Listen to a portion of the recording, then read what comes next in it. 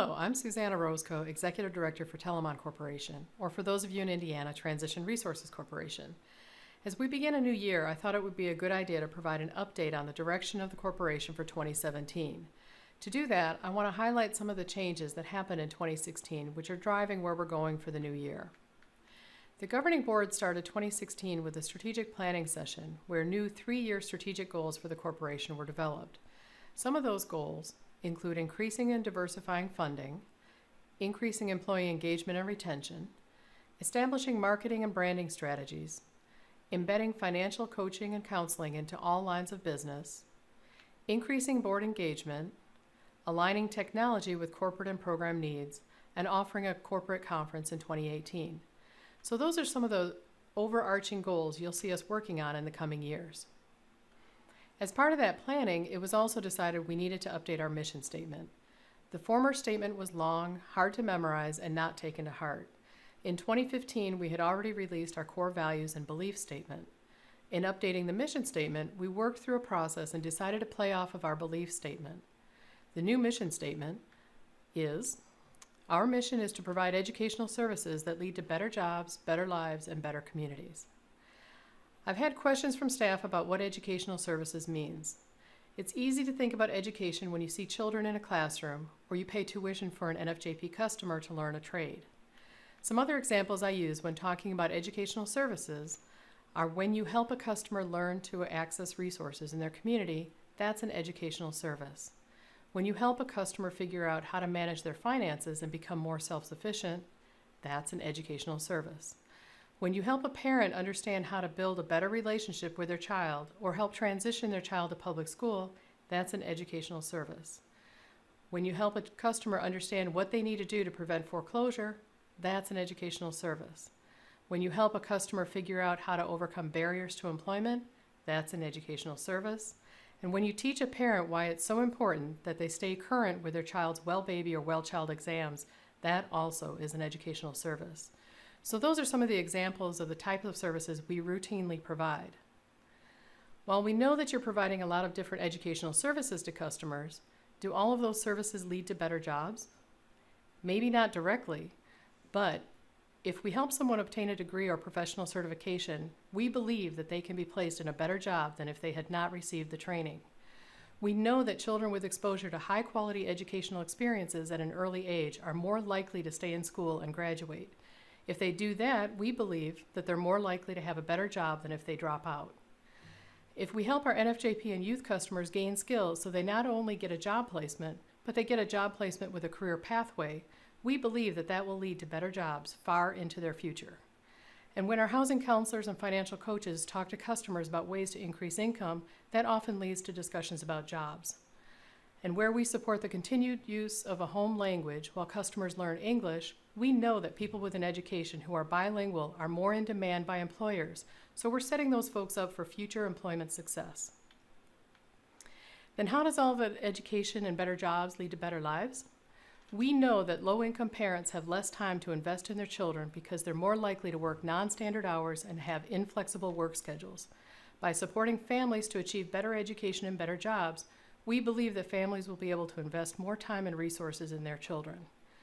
By helping customers stabilize and improve their housing, they can reduce environmental stress caused by poor housing conditions. By helping customers get placed in jobs with benefits, they and their families have access to higher quality health care and so will have improved health.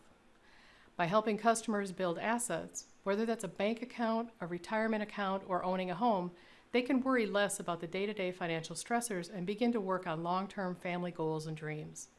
All of these are examples of how you are supporting better lives. And finally, by having time and resources, customers can begin to give back to their community. In a recent activity where customers who are working with financial coaches shared their vision boards that illustrated where they now see themselves, we repeatedly heard references to giving back to the community, participating more in their church, and with their family.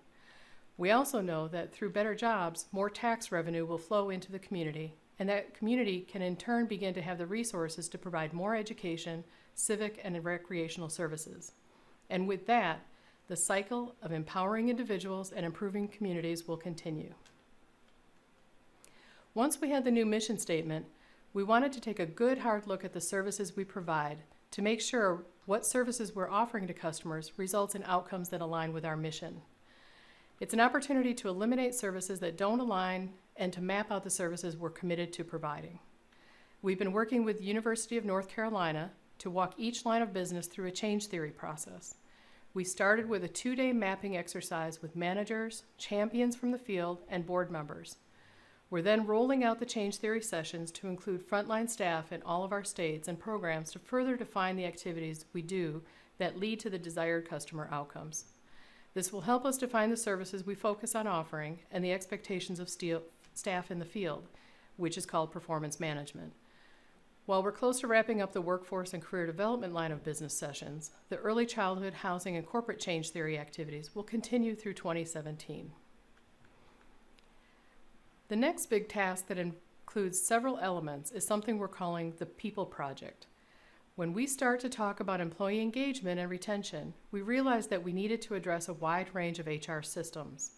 We began a year ago with a group of about 60 staff, including representatives from the field offices and centers. After identifying core competencies that we want employees to have at different levels of the organization, we started a process of looking at job descriptions, consolidating them where we could. Many of you completed position description questionnaires, or PDQs, so we could compare what you're really doing with what the job description says. We're just wrapping up rewriting all of the job descriptions in the company, and we'll be putting them out for feedback soon. As we went through the rewrites, we've taken into consideration changes expected from new regulations in both WIOA and Head Start, and potential changes in overtime rules.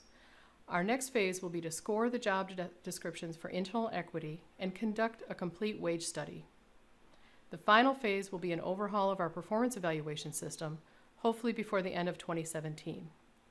And just to note, we recently completed our second employee engagement survey, the results of which will be published soon.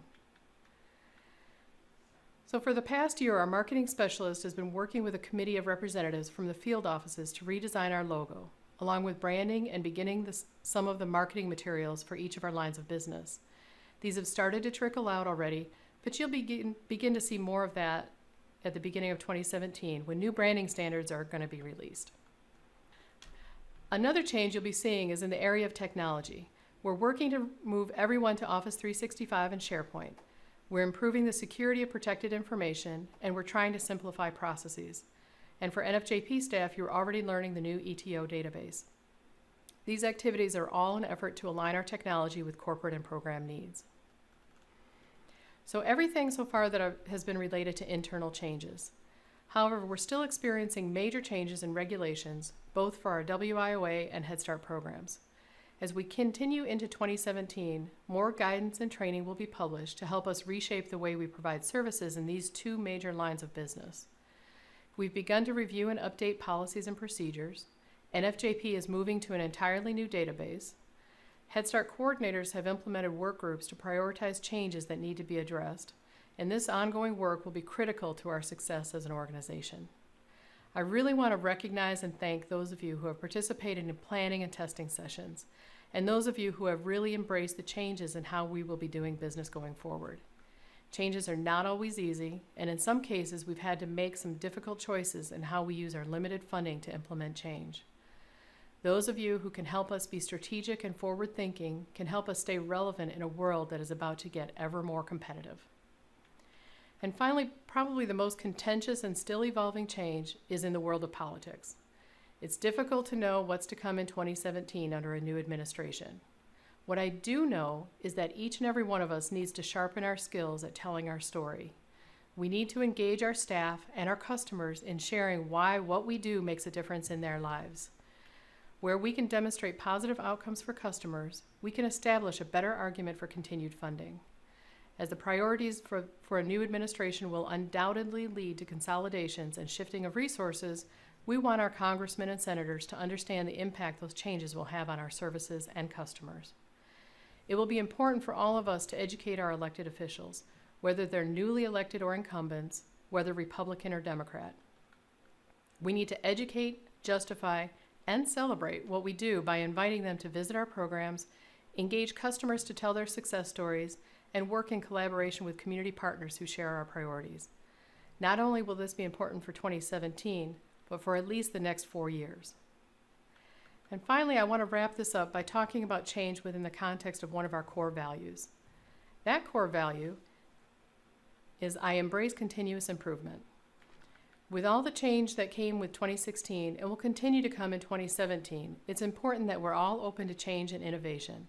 Let's think outside the box and work to problem solve in a positive way that will continue to move us forward in support of our mission. Don't be afraid of change. We can embrace it, and if we're open to thinking about our services in a fresh new way, we can stop talking about how we did things in the past and start talking about how we can offer our customers what they need today. Thank you for taking the time to listen to this message. If you have questions or comments, you can email me or start a dialogue on Yammer. I want to thank you for all you do for Telamon TRC, and I wish you a great year ahead.